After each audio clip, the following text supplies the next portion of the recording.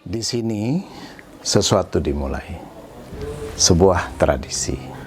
Dalam setiap musibah ada yang disebut sebagai the winners dan the losers.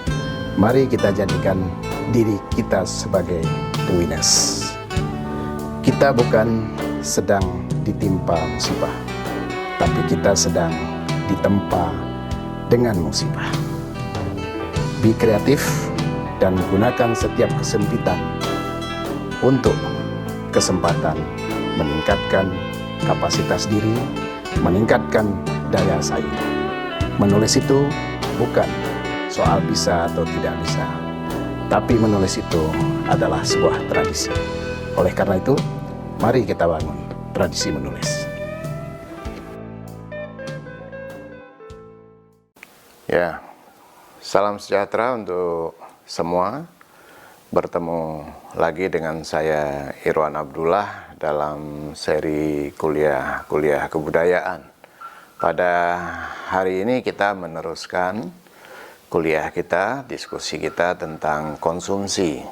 Seperti yang saya pernah katakan bahwa konsumsi ini merupakan satu pokok pembicaraan yang menarik ketika paradigma pemikiran itu bergeser dari paradigma produksi ke paradigma konsumsi.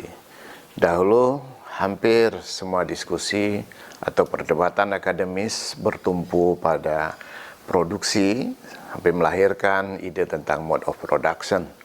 Keluarga adalah unit produksi, tapi juga unit konsumsi. Ya, jadi banyak sekali konsep teori yang dihadirkan itu dari proses produksi, ya, ketenaga kerjaan dan sebagainya, konsep-konsep pertanian, konsep perdagangan juga semacam itu. Hari ini kita memapankan kuliah kita tentang konsumsi itu sendiri. Nah, secara khusus kita membicarakan konsumsi media, konsumsi apa yang disebut sebagai konsumsi device, ya, device consumption.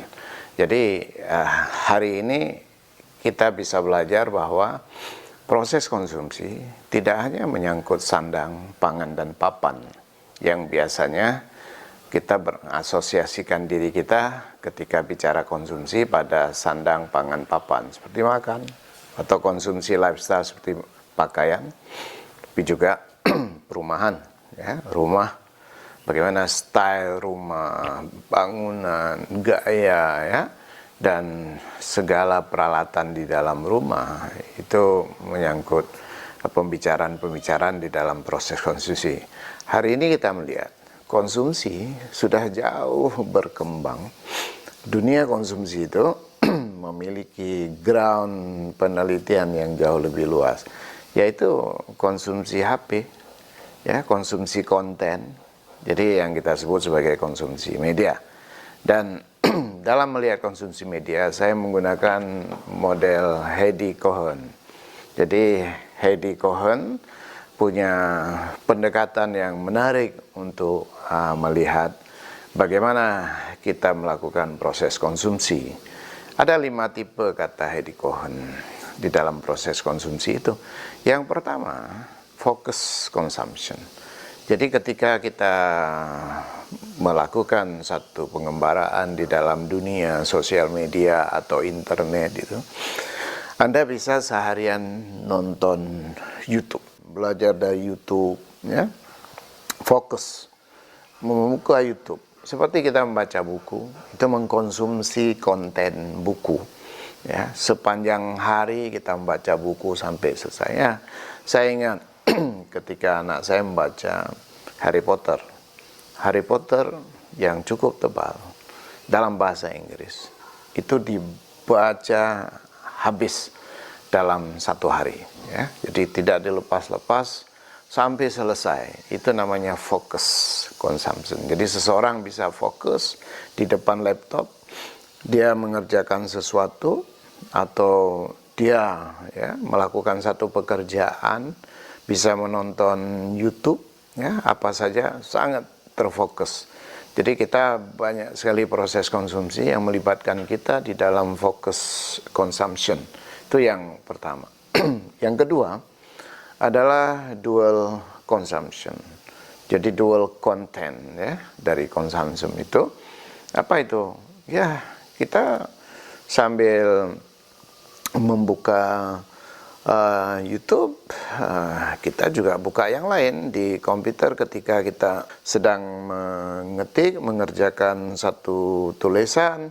Kita pada saat yang sama juga membuka Google, browsing ya. Jadi kita menggunakan bermacam-macam konten, khususnya dual content. Jadi membuka layar Words, kita mengetik, membuka Google Scholar ya. Jadi membuka aplikasi-aplikasi lain untuk mendukung, atau kita buka Mendeley ya.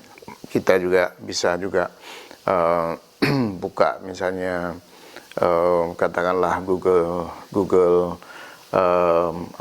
yang untuk browsing yang lain ya, bisa kita buka macam-macam ya dalam waktu bersamaan. Nah, itu proses yang sangat wajar, yang artinya apa relevansinya dengan konsumsi ini? Ya, tentu saja kita mengkonsumsi ya data, mengkonsumsi wifi paket data itu ya. Dan ini di dalam proses konsumsi yang seperti itu tentu menghabiskan juga banyak sekali biaya ya, karena kita mengeksplorasi berbagai, atau kita registrasi ke dalam beberapa aplikasi yang berbayar dan sebagainya.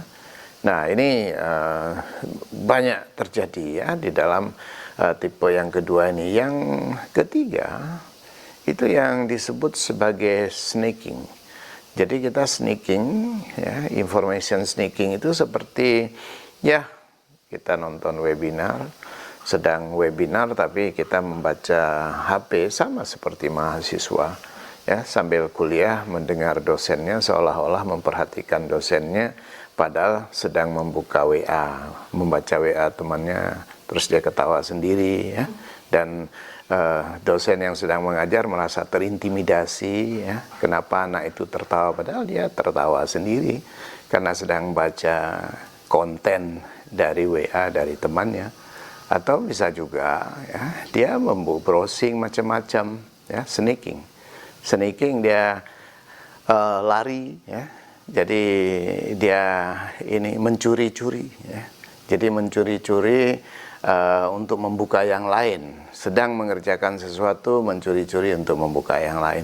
Itu proses konsumsi yang terjadi di dalam konten ya, di dalam orang berusaha untuk memahami sesuatu ya, bisa proses sneaking itu terjadi dengan sangat biasa.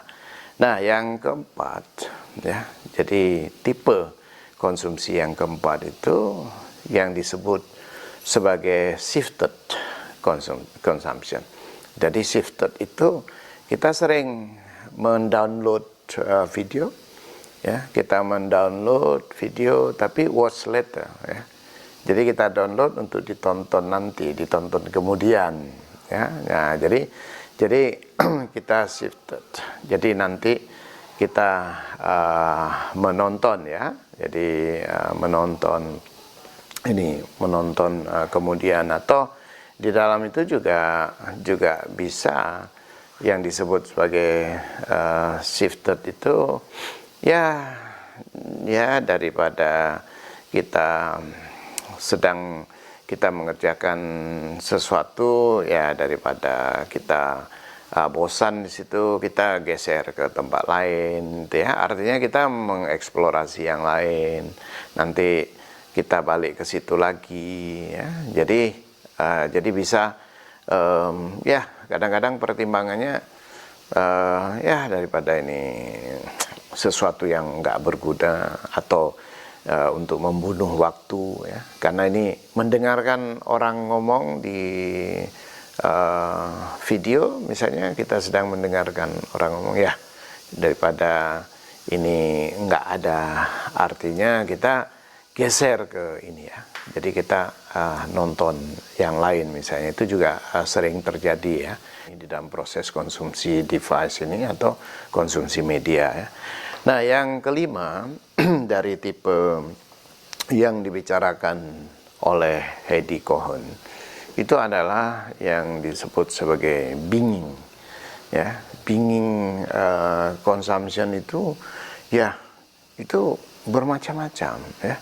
Dalam waktu bersamaan kita bisa melakukan berbagai aktivitas di HP kita, di sosial media kita, ya. Jadi pada saat yang sama kita melakukan transfer, ya.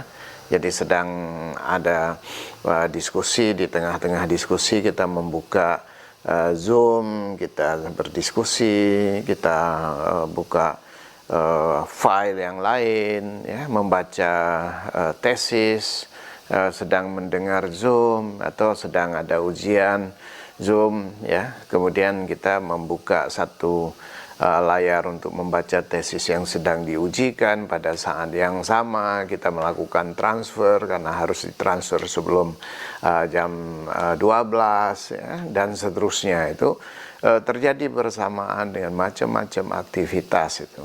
Nah, jadi kalau kita lihat di dalam proses konsumsi semacam ini, jadi yang menarik apa? Yang menarik, konsumsi ini bukan konsumsi yang konvensional, ya, makan. Jadi oleh karena itu konsumsi itu memiliki definisi yang kompleks. Tidak hanya makan, ya, tapi juga menghabiskan, ya. Tidak hanya mempergunakan, tetapi juga merusak. Merusak sesuatu itu adalah proses konsumsi. Seperti seorang mereteli kendaraan, ya, mengganti kendaraan itu, peleknya diganti, dirusak, bikin model lain, dia bangun itu adalah proses konsumsi. Tapi yang menarik dari perkembangan dalam teori konsumsi ini adalah ketika proses konsumsi itu, ya, bergeser ke dalam konsumsi media. Akibat apa? Akibat pergeseran dari paradigma hidup kita.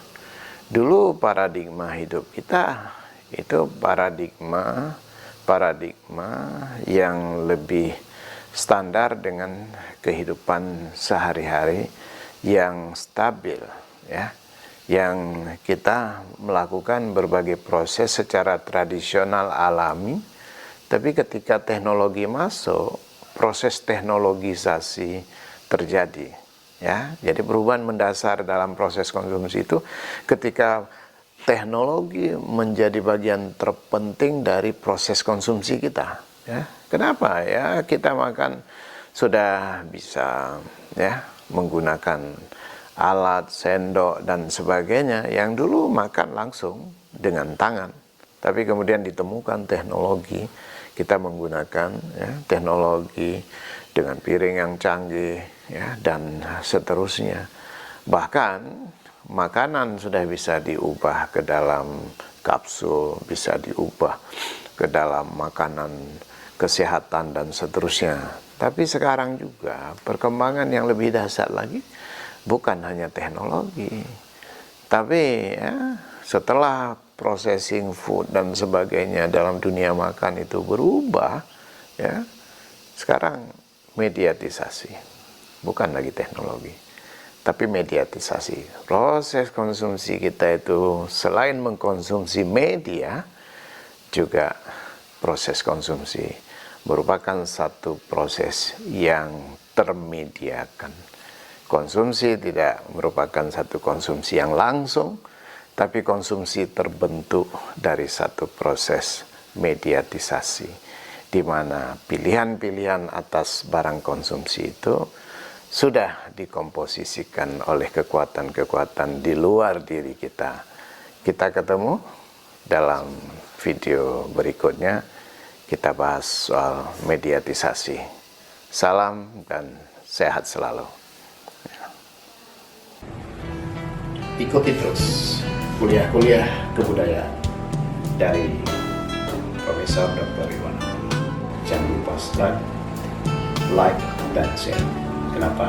Karena kita membagi ilmu bersama dalam proses produksi pengetahuan. Mari kita bersama-sama mencerdaskan orang lain.